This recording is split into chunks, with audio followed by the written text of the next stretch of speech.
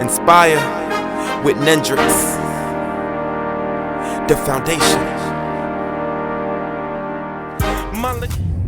Hey, Embracing Arms community, this is Dr. Danielle Harrison with Your Best Life, coming back to you with another 5-minute quickie. And this is part 2 to my conversation about traveling with your young emerging scholar to their university and packing properly. So I wanted to follow up with a part 2 to that conversation. The other thing that I want to share with you is that often some of the universities will coordinate times for you to move into your particular dorm because of the volume of individuals that will be coming in to move in, especially freshmen.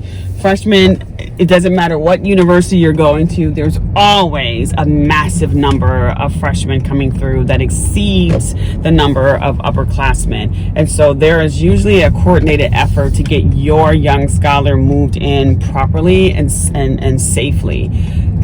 If you are at a university where they are sending you a schedule and they're telling you the time that you should move your young scholar in, please adhere to that time and that date. We know that you're anxious. We know that your young scholar is anxious. They want to get there as soon as possible. They want to meet as many people as possible. They want to get there and get the best bed, or I don't know, whatever the theory is in their head that makes them want to get to the campus before their actual assignment. I get it. I understand that, but I'll give you a word of caution. If you do that, you risk the chance of a backlog because everyone is coming at a time that is not their time. Everyone is anxious, and so if your time to move in is at 8:15 a.m. and you come at 7:30, I guarantee you 500 people have also considered doing that also. So now you're jammed up, right? Now you're jammed up and you're jamming up the people who had a 7:30 move-in time. And so they're coming exactly on time at 7:30 like they were planning to do, and you're coming an hour early. And so I want to throw caution to the wind and tell you to please be considerate of the times that your university has asked you to come and move in, because you just don't know, especially if this is your first time coming to this institution. Maybe you're not an alum, maybe you're not familiar. That will alleviate us so much problem. So check in when you're supposed to check in. The other thing that I want to share with you is that learn the landscape of your campus before you get there. Understand the parking situation. Understand, how the buildings are situated. If there's underground parking, what is the process for getting your young scholar, unloaded and items loaded in. Try to figure out that landscape, because you may, even though you get there on time, you may be faced with parking issues because of where the university is situated. If your university is situated in more of a rural place, so it's a little isolated, you have less a chance that parking will be a problem. But if it's in a more metropolitan place where it's kind of embedded in a city, embedded in a downtown area, you're definitely going to struggle. So kind of figure out what the landscape is so that you can prepare. Don't think it's going to be a cute experience. You're going to sweat, you're going to be stressed, you're going to be frustrated. So come ready in your sneakers and your sweats and ready to work. Be cute later.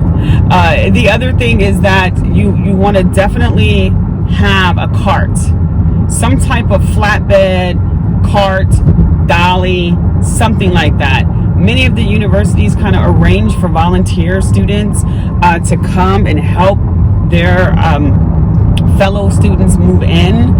But there's a limited number of volunteers, and there's a limited number of carts that they have, and some of the carts are massive, so you can get lots of stuff in at one time, which means less moving back and forth from the dorm to the car. But bring your own flatbed, bring your own dolly, bring your own cart, whatever you have that has wheels on it, because that's going to make that moving so much better.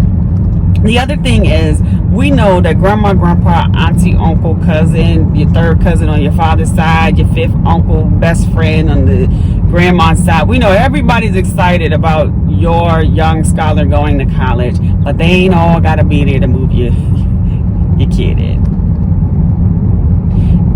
They ain't all got to be there.